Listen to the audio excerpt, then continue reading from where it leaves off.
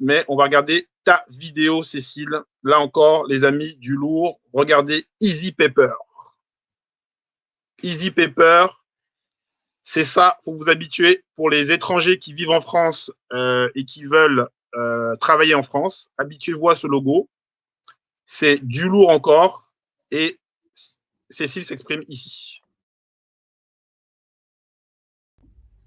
Bonjour, je suis Cécile Amia, je suis juriste d'affaires et chef de projet Legal Tech.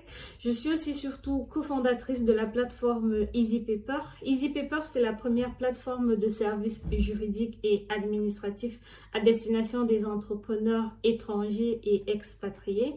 Ce que nous faisons principalement, c'est accompagner les entrepreneurs étrangers en France dans leur démarche d'installation et de création de leur entreprise. Alors, nous avons clairement remarqué que les démarches administratives d'installation des entrepreneurs étrangers en France étaient assez complexes, assez chronophages, donc difficultueuses.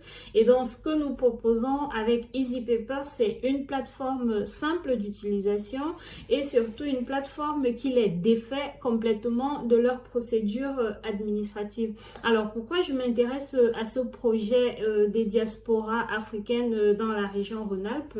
C'est tout d'abord parce que je suis assez proche de la région Rhône-Alpes. C'est la région qui m'a accueillie en France. J'y ai fait mon master en management.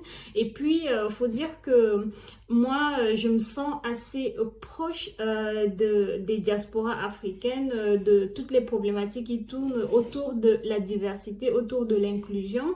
Je pense qu'aujourd'hui, nous représentons une vraie force, que nous représentons aujourd'hui une richesse, non seulement pour la France, mais aussi surtout pour l'Afrique, parce que nous avons une double culture, une double vision qui peut être un enrichissement dans la recherche de solutions tant en France qu'en Afrique, voilà, parce que nous pouvons apporter toute cette connaissance que nous avons d'ici et de là-bas. Alors, j'aimerais pouvoir être membre, pouvoir contribuer à ce beau projet. Donc, vous pouvez compter sur moi. Vous pouvez aussi compter sur Easy Paper.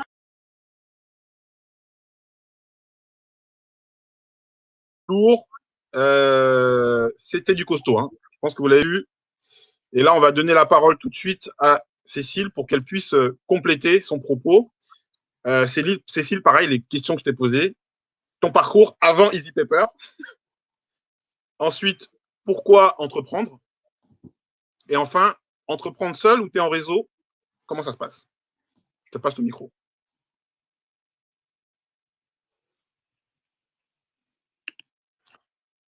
Ah, attention le micro, on t'entend pas.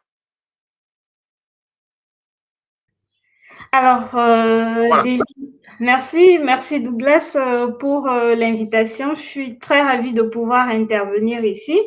En ce qui concerne mon parcours, je dirais que voilà, j'ai commencé par le lycée, un peu comme la plupart des juristes qui commencent en fait avec du droit, par exemple, enfin au Cameroun, c'est-à-dire la plupart des juristes, ils ont un parcours de littéraire au lycée, dont j'ai eu un bac A4 espagnol. Et ensuite, je me suis très vite tournée vers des études de droit parce que voilà, j'avais une bonne partie de la famille qui avait fait des études de droit. J'ai eu une licence en sciences juridiques et politiques parce que voilà, au moment où moi j'ai fait mon parcours de licence, c'était le tronc commun. Donc, on avait en quelque sorte des cours de droit et des cours de sciences politiques. À la suite de cette licence en droit et en sciences politiques, j'ai choisi de m'orienter vers le droit des affaires. Je trouvais que le droit des affaires était l'une des branches du droit qui était assez qui couvrait assez d'éléments, assez de domaines et qui me permettait en fait de me mouvoir dans pas mal de choses parce que personnellement, je dirais que je suis une personne qui ne supporte pas la routine et qui aime bien le challenge. Donc, j'ai voulu aller dans quelque chose qui allait me challenger. Or, le droit des affaires, dans le droit des affaires, il faut maîtriser pas mal de choses, il faut avoir une très grande culture parce que ça amène de l'économie, ça amène beaucoup de notions qui ne sont pas forcément juridiques. Donc voilà, ça c'est en master. Donc j'ai fait un master en droit des affaires qui est plutôt un master tourné droit au HADA, qui Au est Cameroun, toujours, hein? oui, au Cameroun. D'accord. Alors, en parallèle de ce master-là, je me suis inscrite en ligne à un autre master qui se déroule plutôt au Sénégal, en partenariat un peu avec l'AUF, qui est plutôt le master en cyberespace africain. Donc, c'est un master en fait qui enseigne à ses étudiants tout ce qui est numérique, droit du numérique et autres, protection des données en Afrique, comment ça se passe, quelles sont les politiques.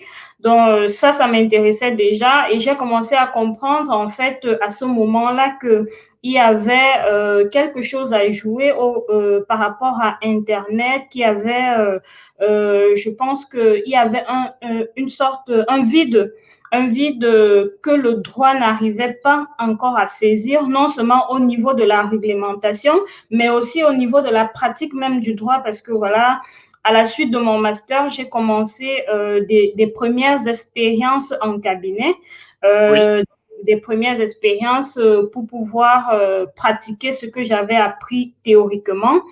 Et oui, comme je disais tout à l'heure, je ne supporte pas beaucoup la routine et en gros, en cabinet, ce qui nous était très souvent demandé, c'était de refaire certains documents à longueur de journée. Et j'ai commencé d'accord. en fait à me poser la question, pourquoi on ne pouvait pas tout simplement automatiser ça? En fait, je ne sentais pas que je donnais de la valeur à Tout à ce fait. que je faisais. Et je trouvais que c'était un peu dommage qu'après 5 années d'études minimum et autres, que je me retrouve un peu comme une sorte de secrétaire. Oui. D'ailleurs, j'ai arrêté ce stage Mhm. que j'avais commencé en cabinet. Je me suis mise à mon propre compte à Très bien. Douala.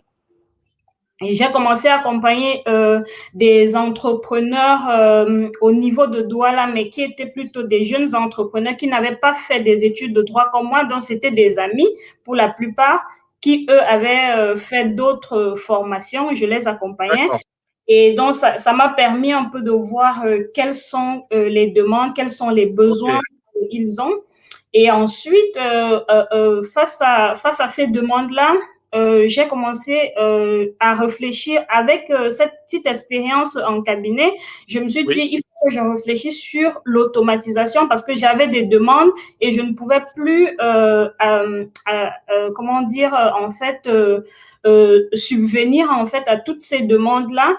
Alors, comment automatiser? Donc, j'ai commencé à faire des recherches et voilà, c'est comme ça que je découvre la Legal Tech. Je me rends compte qu'en fait, c'est juste parce que je suis au Cameroun et que ce n'est pas encore automatisé au niveau du Cameroun, mais que la legal tech, l'automatisation du droit et autres sont des oui, sujets qui sont déjà très développés aux États-Unis. Ça faisait tout à déjà fait. 10 ans que c'était développé. En France, ça faisait déjà environ 5 ans que ça existait. Et c'est à ce moment-là que je décide qu'il faut que je lance une activité qui va automatiser le droit au HADA. Super. Sauf que à ce moment-là, je n'ai pas les compétences pour, je ne sais pas grand-chose en informatique, hormis le traitement de texte. Oui, Euh, et donc, je décide de m'expatrier. Je dis, bon, voilà, je vais m'expatrier principalement pour deux choses. Premièrement, pour mieux comprendre l'économie numérique. Deuxièmement, pour avoir des compétences en management, pour pouvoir monter un projet, parce que ça aussi, je ne savais pas le faire malgré mes masters en droit. Donc, c'est comme ça que je décide voilà, de voyager. Et je me retrouve en train de faire un master en management de l'innovation de l'Université de Lyon Lumière 2 en partenariat avec l'ESFAM, qui est l'école supérieure pour l'administration et le management de la francophonie. d'accord. Et à la suite de ce master-là, je me suis mise à Paris Assas pour apprendre la digitalisation du droit, donc tout ce qui est legal tech et autres pour mieux comprendre l'écosystème. Et j'ai Très bien. en parallèle, j'ai commencé à développer en parallèle le projet Easy Paper qui a beaucoup évolué par rapport à ce qu'il est aujourd'hui. Au départ, comme je disais, c'était destiné à l'espace OADA. Mais voilà, aujourd'hui, ça a beaucoup évolué. On s'occupe de ces entrepreneurs étrangers. Donc voilà, c'est à peu près ce que je peux dire à Waouh, waouh, propos. waouh, waouh, waouh, waouh, waouh. Donc, ça veut dire que tu as codé. Ça veut dire que tu as codé Easy Paper. Bon, je dirais pas que j'ai codé Easy Paper. J'ai appris en fait, quelque peu certains langages de programmation.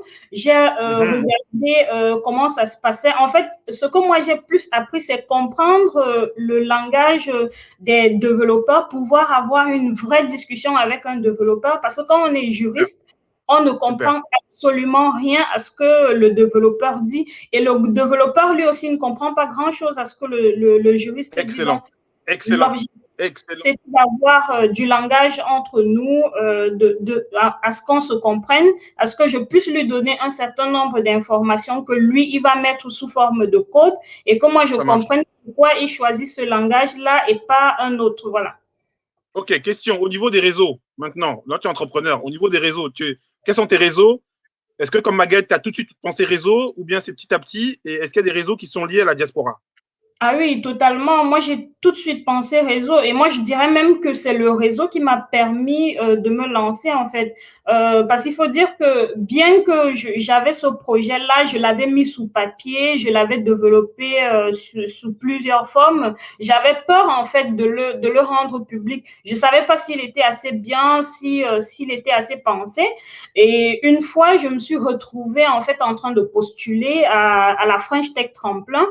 Oui, Et c'est parce que j'ai eu un retour de Bercy, en fait, d'une dame à Bercy qui m'a dit, mais votre projet, il est super, pourquoi vous ne déposez pas une candidature et autres. Et en fait, c'est à partir de là que j'ai finalement décidé de me lancer. Et la French Tech Tremplin, c'est un grand réseau. Pour ceux qui connaissent la French Tech, c'est le réseau, c'est l'écosystème des startups de la tech française. C'est un super grand réseau. Et dans le fait super, qu'ils m'accordent leur confiance, que la BPI finance notre projet, moi, ça a été un vrai élément déclencheur qui m'a super. permis de me lancer. Excellent.